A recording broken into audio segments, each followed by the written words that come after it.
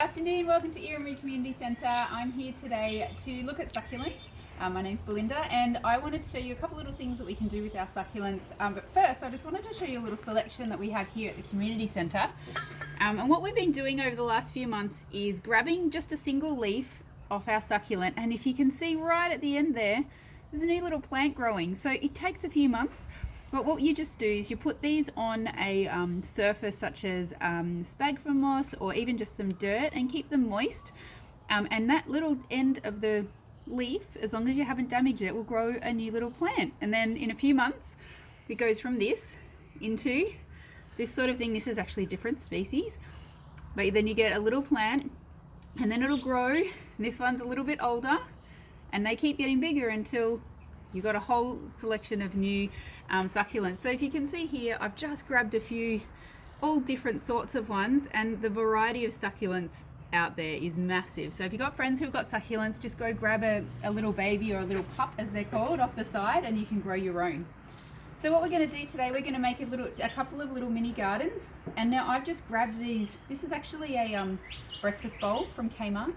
So it's pretty, it's got nice rainbow on it. And this is again just a little pot. I can't remember where this one's from, but now this one does have a little hole at the bottom, so if you're going to have this indoors, make sure you put a saucer on it. If you grab a bowl that doesn't have a hole in it, you've just got to be really careful you don't overwater. So what we're going to do is at the bottom of this, so that the roots of the succulents aren't just sitting in damp soil, is we're going to put, now this is a aquaponic pebble. It doesn't really matter what sort of pebbles you're going to put in the bottom. If you've got just some random stones at home, that's okay. But we're just going to put something in the bottom so that if we do overwater it a little bit, it's not actually going to make the soil go gross. The water's just going to pool at the bottom. So we put some pebbles in the bottom. And then what we're going to do is actually this is old trampoline matting. You can use shade cloth, anything that is just going to separate your stones from your soil, so your soil doesn't get all through your stones and muck up your little catchment at the bottom there. So we're just going to put that over the top, and then we're going to fill it with a potting mix. Now I've just mixed in our nice big bucket here, 50% of a normal potting mix and 50% of a succulent and cacti potting mix. Now it doesn't really matter, most succulents are pretty hardy. They're not going to care what sort of soil you're going to put them in too much. If you just use the cactus mix or the cacti mix, you're going to find that you'll need to water them a little bit more often. And if you just use a potting mix, sometimes it can get a little bit too damp, not for the plants, but it goes a little bit too it just gets a bit gross. So I'm just going to fill it not to the top. We're just going to give it a little bit of space because we're going to then plant our plants in there. Now if you have a look at my different succulents, some of them have a lot of roots and some of them don't have much, and some of them are quite long. So we're going to just see, that's a little bit too long. Now this guy actually doesn't have any roots as yet. What succulents actually do is where all of these little leaves have broken off, they can grow roots from there themselves. So this was an old flower, so I'm just going to chop him off, and I'm just actually going to take a little bit more off the bottom here, and there's still a lot of woody space there that it can grow roots from. So I'm going to stick him in the side and just pile the dirt up around, and I'm going to need to put some more dirt in a minute anyway, so that's okay. We're going to pile that up around that side, around here. And this one actually grows quite large in the end. It's got a really cute little pink tip. He's got some roots there, so I'm going to bury him again quite deep. And as these ones grow bigger, I'm going to have to put them around that way. I'm going to have to take them out, grow some babies, put my babies in here, and then put these guys out in the garden. So most succulents do really well anywhere. Some of them, there's a few that really don't like frost. This little guy here is one that doesn't like frost. You can see he's got really watery, like really plump leaves, and they don't do so well in frost. So if you've got a frost-free area, these ones are good. These guys here with the nice thin leaves, they do quite well in the frost areas as well. So we're going to put this one put number 3 in there. put a little bit more soil in. Making a little bit of a mess, but that's okay. Gardening's always fun when it's messy. Okay, so there we've got our first one.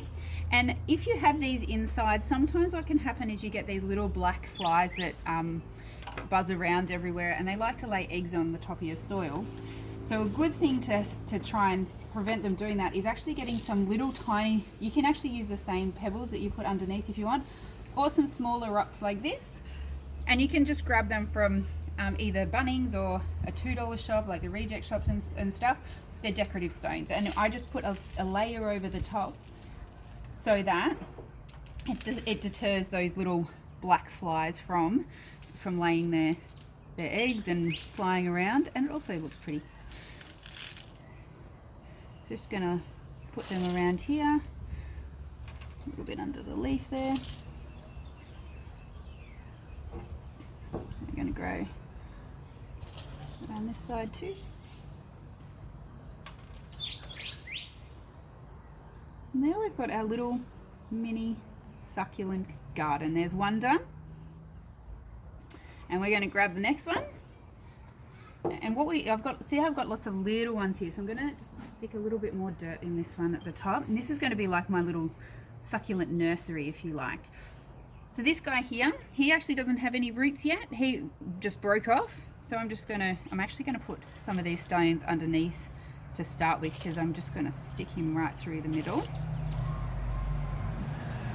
like this. And this one, when it gets to the edge of the bowl, he'll actually fall over like a little bit like a waterfall. So put him right up near the edge. If you guys might recognize this one's a spider plant, and what happens is as it grows, it has flowers and then it has little babies on the end. So this one's quite prolific, and again, it gets quite large. So I'm going to put him in the middle, and as he gets bigger, then that one will be really nice in a hanging basket sort of setting. Another little cute one. I love my succulents, by the way. This one's looks like cracked rocks. It's got a really cool little pattern there. This one doesn't grow too big. I'm going to stick him in the side there. And just make sure if they do have any little roots starting, that you cover them up like this. Has to be almost one of my favorites. Not that I have favorites, obviously. And then we're going to put this guy in on this side. And most of your succulents, it's funny, you get different succulents that have different types of flowers and everything, but most of them have them on a long stem. This one's got white flowers with a little bell-shaped flower that comes on a nice long stem. They're pretty cool. And these little tiny babies I'm just going to stick in between, and just be a little bit gentle with them too, because their leaves may fall off. You might get a new plant that way. Oh, almost lost. There we go. Put him around this side. And you see the patterns on the leaves, you can get all sorts of ones. There's no end to how many different types of succulents you can have. Put a little bit more soil around him. Turn it around. And these are our new baby ones. So with the one, this one's actually two. There you go, twins. With the one that is still attached to the leaf, so the leaf is kind of like a little bit of a lifeline until it gets a bit bigger. So this one, what I'm actually going to do, these little aerial bits here, they're actually the new roots. So I'm going to try and put them under the ground, but I don't want to detach it from this big leaf as yet, because it's still getting nutrients from that leaf. So I'm going to sit him, not sure if we can see that, and I'm just going to put a little bit of soil over those roots, but I don't want to cover the tiny little plant up either. Stick that one in the middle.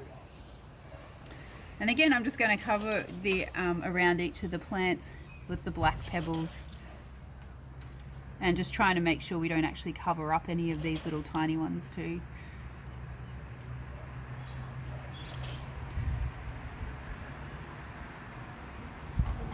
That one around.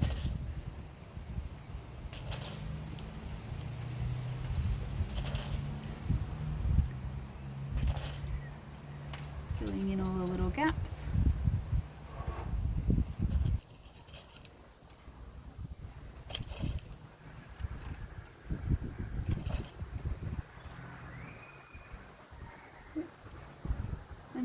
have our second little succulent garden.